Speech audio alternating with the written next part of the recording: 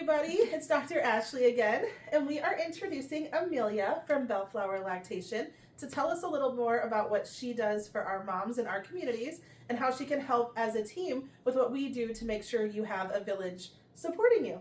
So, Miss Aemelia, tell us a little bit about what you do at Bellflower. Great, thank you. Yeah, so I am a pediatric nurse practitioner and a lactation consultant, an IBCLC, and I established Bellflower Lactation about 3-ish years ago, 3.5 maybe, and it has evolved a lot over those past 3 years, but I have been a lactation consultant for, let's see, I gotta do the math. A long time. A long time.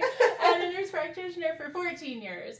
And let's see, so have had Bellflower Lactation for 3 years now. And my goal here at Bellflower is just really to provide like comprehensive, holistic, compassionate care with the ability to have this like advanced clinical perspective. And so helping, really what I do here is help lactation and with feeding, and that goes beyond just breastfeeding. I help with bottle feeding, I help with oral motor function, etc. But really being able to look at baby, look at mom, look at the dyad, so mom and baby together, as well as a bigger, broader look of the whole family, and then trying to really help kind of guide their feeding needs to meet the needs both calorically, but way beyond that, emotionally, socially, etc., to have feeding be a positive journey. Yes. And do you work with like pumping and all of those things too? Yep. So anything feeding related. And tend to be a very sort of laid back provider in the sense that don't put any judgment on what families are doing, only because I've had my own feeding struggles, and there's a lot of emotion for everybody wrapped up in the idea of feeding. So I always tell the families I work with that your goals are my goals, and I'm not setting out to help feeding with a specific agenda from where I'm coming from. And so if a family tells me we want to avoid all pumping or avoid all bottles or whatever, great, we can try to do that together. And if a family says, nope, we really just want to exclusively pump and bottle feed, great, I'm here for that too. And I think that's huge because for each person, it can be very different for different reasons, right? So some of it can be very physically challenging or feel impossible. And there's some of those things we can overcome. Sometimes it just doesn't match mom and baby. And sometimes it's more of a mental health. I've had plenty of patients who said, I can physically do this, but I'm not okay. It's too much of my time. It's too much where I'm attached.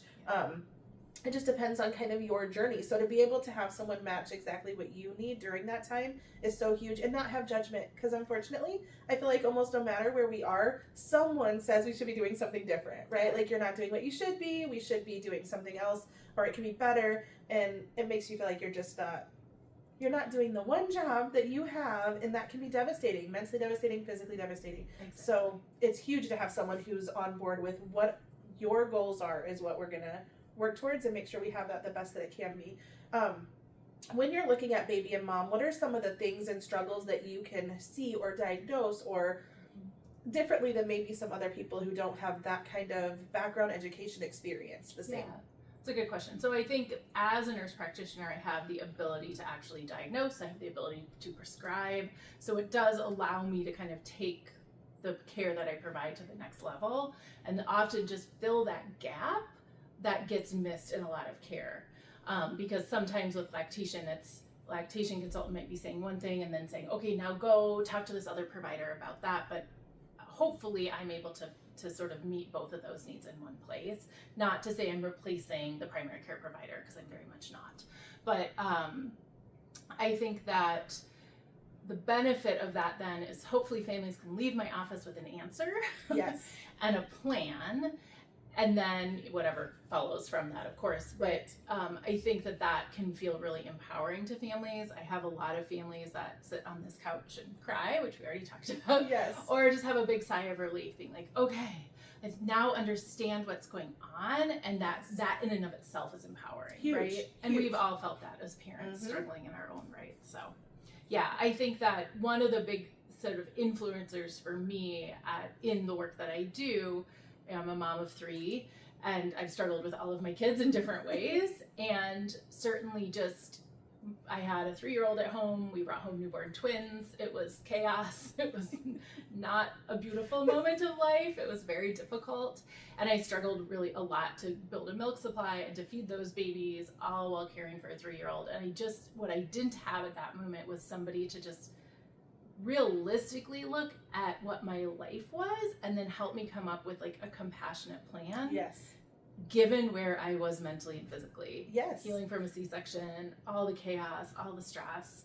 And I struggled a lot with postpartum depression and anxiety and all of that. And just my own personal experience with that has really influenced how I want to approach families, because I just really could have used somebody who came beside you. Yes. And it said it's okay to feel how you're feeling. It's Yes. okay for it to not be working perfectly. Yes. It's okay that you might not have the energy or the time to do it this exact way, like maybe you did with your 3-year-old and didn't when you had the twins.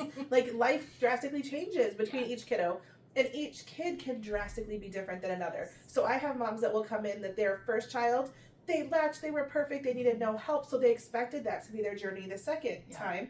And it was exactly opposite. We have ties and we have struggles and we're not latching, and for some reason it's just not working the same.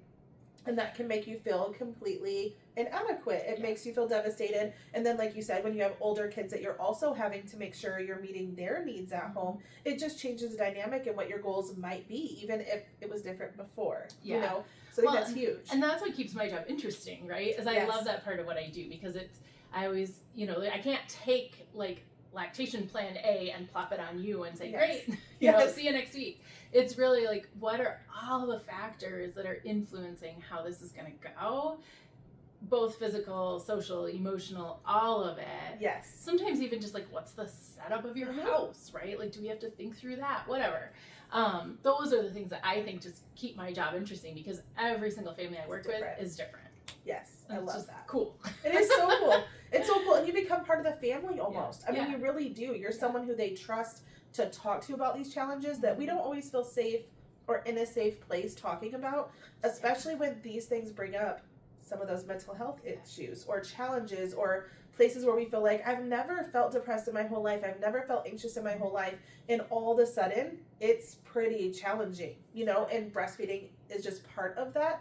So you get to hear those things and you get to kind of be there and say, okay, here's some things that I would recommend either that I can help with, or here's some things I want you to talk to your primary about, so that it gives them a little more direction. Sometimes we don't know what we don't know, and we don't know what to ask, and we're afraid. I remember feeling in that super depressed spot, and I was like, if I tell anybody, they're going to take my kids away. Like, I didn't feel dangerous towards my kids, but you don't know how much is safe to say to who, and make sure your family's okay when you're in the middle of that. Oh yeah, when you're so sleep deprived and you're yes. just trying to stay above water. Yes. I remember that feeling so well, and it's so difficult. It's and so I hard. think just having a good care team that you trust yes. can alleviate so much of that stress. Yes. It's huge. And I often tell our moms that I recommend a prenatal consult a lot of the times, even if they've had a great experience first, whether this is their first baby, this is their 5th baby. It's nice to, once again, kind of just say, this is what to expect. Here's our tools and our tricks and things that right away will just help us if we're having any challenges. And then obviously if we are having challenges, then you're able to kind of meet that need immediately. You've already met mom, you already know kind of what her goals and expectations are. So if there's more need than just that quick, here's what we can do right away, we need a little bit more, you're right there and already kind of know. So I feel like we just set moms up for more of a successful breastfeeding process or bottle feeding process or pumping process when they already know and know what to expect, and also know that most of the time there is a little bit of a challenge. So it can go from a great challenge where we're failure to thrive, we are not feeding well, to this just is more painful than it should be. Baby's eating great, gaining weight, but I just don't feel as comfortable as it should be. But that whole gamut is so important to make sure we fill in those gaps for. So it's great to have someone that is a safe space to be able to come in and know all of those things. And also you're looking at mom and baby, and if you're seeing some things through primary care lens, even though you're not primary care provider, you can kind of catch some of those things and say, hey, you might not see baby's provider for another 6 weeks or a month or 2, but maybe you want to ask about some things that are going on. Yeah, absolutely. That comes up a lot too, of just sort of like, bring that back to your pediatrician and see what they have to say. But yeah, I mean, what's interesting about feeding, right, is we're talking about sleep, we're talking about like the schedule of the day. Yep. How many diapers? Yes. How much are we pooping? What does the poop look like? Exactly. Yes. I mean, feeding impacts everything Everything. in the beginning, at least. Yes. I also think my job as a lactation consultant is kind of unique in the sense because I have 2 patients, right? Yes. If it's one baby, I have a mom and a baby. Yes. And I also take the partner into that too, right? The whole Right. family is really kind of, I'm trying to look broader, but Yes.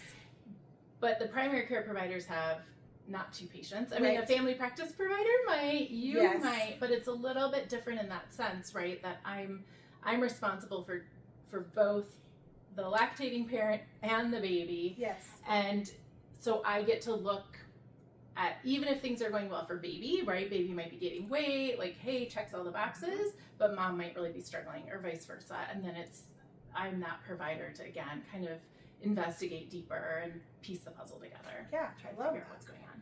And you kind of told us a little bit about your journey. Yeah. But is there a big, like, this is why, I mean, obviously you have a big transition. You went from a primary care provider to a very specific niche of feeding as a really big, important role. So is there something that kind of created that transition, or some part of your story that was your why for doing that? Yeah, I love that question.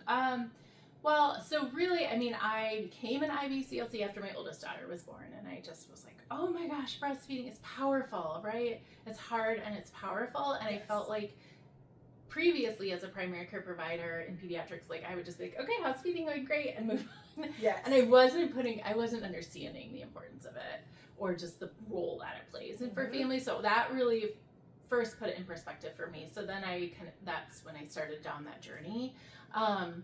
And then I was doing lactation care in primary care. Okay. But it still, looking back, it was not nearly as extensive as like the care I'm able to provide today, because now this is what I do. The focus. This is the focus. Yes. And so we have an hour and a half to just talk about all things feeding at each visit. But also for me, you know, it really, so I had my older daughter. That was a challenging but decent breastfeeding journey. And then the twins were born, and my whole world sort of was like shook, you know. Yes. Everything was different, and I struggled a lot. I ended up, and this was not good. I shouldn't have let this happen, but I again was struggling with my own sort of postpartum feelings. I triple fed those babies for 9 months. Oh my gosh. And it was exhausting and regrettable. Yes. And I should not have let it happen, but one of my twins was very skinny, and we struggled to get weight on her, and nobody could figure out why. And so it was just, I was constantly chasing, just like, get milk, get milk. And then I ended up weaning them at 9 months, which was earlier than I planned on, because I just was not in a good mental spot. I was like, I can't do this. My older daughter was going to be home for the summer, and I was like, what's that going to be for her? It's going to be terrible. And it was actually super liberating to wean. And I was just like, the babies were fine, and I could like let go. But what I learned later, which is really sort of informs how I practice today too, was my skinny ninny baby. She had a tongue tie, and I did not know that at the time, and I actually kind of came from this primary care pediatric perspective, which was very much like, tongue ties don't exist. This is all a bunch of hooey-looey made up by lactation people. And I bought that party line for years, and then I found out that she had a tongue tie because she was having speech issues, and so we kind of pursued that path with her. But it opened up my whole thinking on how does oral motor function impact feeding. And so I went down this rabbit hole of educating myself, and now it's evolved into that's a lot of what I do. And it's really, really interesting to me because, again, it's so complicated, and every scenario is different, right? Yes. And it keeps my job extremely interesting. So I always, part of every visit that I do is we do an oral motor, at least sort of a basic assessment. Right. And see, what does the palate feel like? So what does the roof of the mouth feel like? What is the tongue function? Not just how far can they stick out their tongue, but how much can they cup their tongue? Is there a wave-like motion of the tongue? How much do they use their cheeks? All of this. Yes. And then with that can influence typically what's happening at the breast or the bottle. Yes. And not that it's always jumping to, oh, we need to go fix a tongue tie, because very often that is not the first recommendation. But okay, now that we know this is the baby's oral motor function, we have some more pieces of that puzzle put together. So now what needs to happen next? Do we need to do some feeding therapy? Do we need to do the body work side of things? Often it's all of it, right? Yes. And then what happens? Then do we need to consider having that tongue tie released? Or nope, we've improved function so much now with the other work that we don't even need to consider it. Yeah. But it's fascinating work to me, because of all that we know about how the mouth develops, how the palate develops, influences how the nose develops, influences all airway. Yes. It's so interesting. And so that has really become an area of just fascination and focus for me. Huge passion, yeah. Yeah, and I've done at this point probably, at least over 100+ hours of just like continuing ed just in that area alone, because I think it's just really interesting. Which is huge, because like you said, in that medical world and in the pediatrics world, we kind of have a really closed off thinking still. I mean, we have a few, we're starting to get a little more that are investing in that extra, because just in the medical education doesn't really include that part. Yeah. And I understand some of it from other providers that I've talked to, that, the traditional ways of releasing and things like that just weren't as successful. So even if we caught it, we didn't know if it was the best idea to revise. And so there are specific providers that we more kind of look towards for their ways of doing things and their procedures to make sure that it is successful. And that's why the team aspect makes such a huge difference. If I see signs of having a possible tongue tie, I refer to lactation, more to you to have that diagnosis, to pediatric dentist. But we work as a team, because like you said, not every baby, a lot of babies we see, once we do that body work, we're able to release a lot of those restrictions. And we're able to do those upper cervical releases that kind of held everything really tight in utero. We see everything else kind of respond and relax. But there are times when it really just needs to have a release, and we just want to make sure it's done in the right way so that we have functional changes. Exactly. Not just a physical release, because it doesn't do the same, we don't have the same success, the same response. But I think that it's huge that you were open to, because you're busy enough. In that world, you are way busy enough making sure that babies are just healthy and hitting milestones and doing everything that they need to say, oh wow, there's this huge part that needs more time, that needs more development, that we need to really look into more. We don't have the time to do that just in this setting. Yeah. In this type of practice. So for you to have that experience and that knowledge and all the things that you've seen on the primary care side, and then able to kind of also be open and take this into consideration, and now really be more of towards an expert in this world is kind of huge, because our kids really need it. We see kids with so many, not just feeding. A lot of our kids that have some big oral restrictions, it doesn't always show up in feeding, right? Totally. Like it absolutely can, especially the more severe it is. But airway, when we see babies that are snoring and they cannot close their mouth during sleep, and we're starting to have speech issues. I mean, it does affect a lot of other things. We have a lot of ENTs that I've worked with have said, they thought that lip ties weren't such a big deal, even less of a big deal than tongue ties, but it really does affect the development of the sinus cavity and the airway as far as that goes. So all of that stuff is really huge, and for you to kind of step out of that box and say, no, this is really important for moms, I think that's amazing, because we need it. We need the village, we need the support, we need the team. Yeah, I think it is, like, and that's what's to me really interesting about ties too.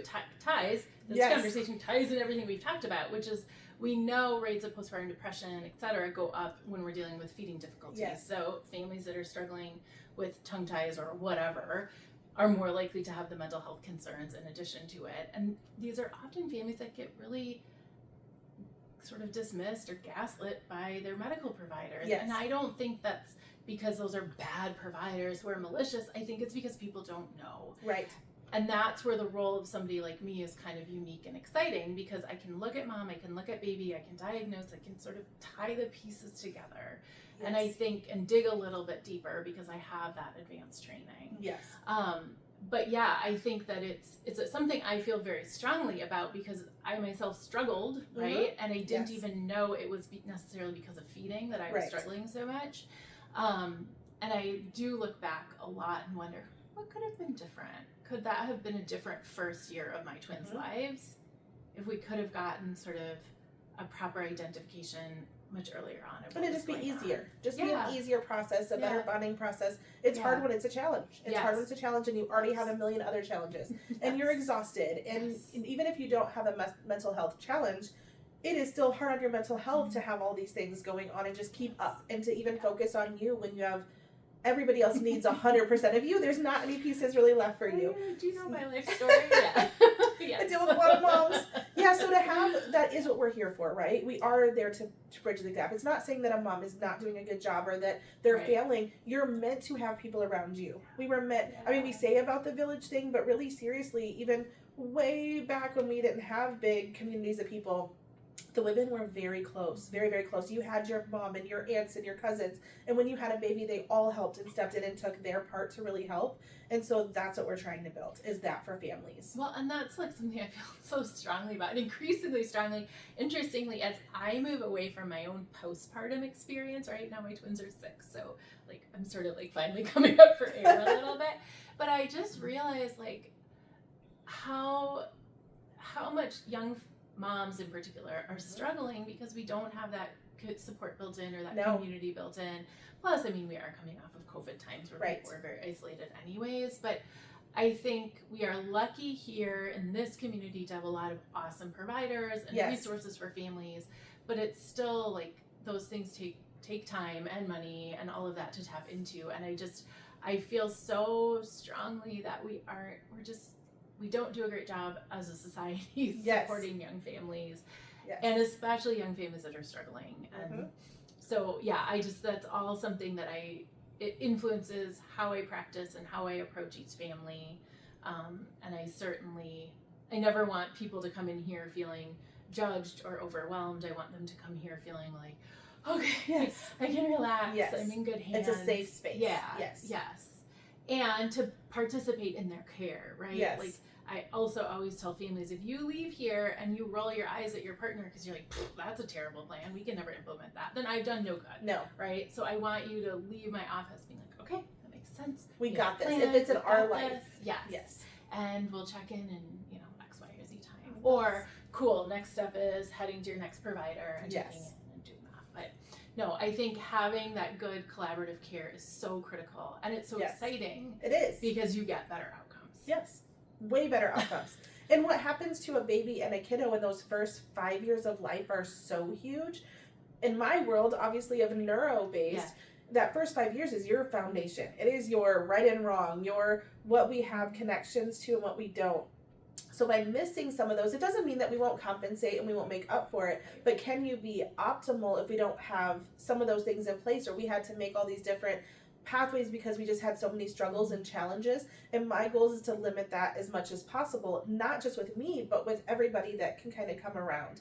And I do feel like you said we have some amazing providers, and that's really why I'm doing this, is that we have them, but how many people know about them? Right. How many moms know to even think about lactation if baby might be gaining weight? And the doctor says, like you said, it's fine. We're not missing milestones, we're not losing weight, we're not failure to thrive, so it's fine.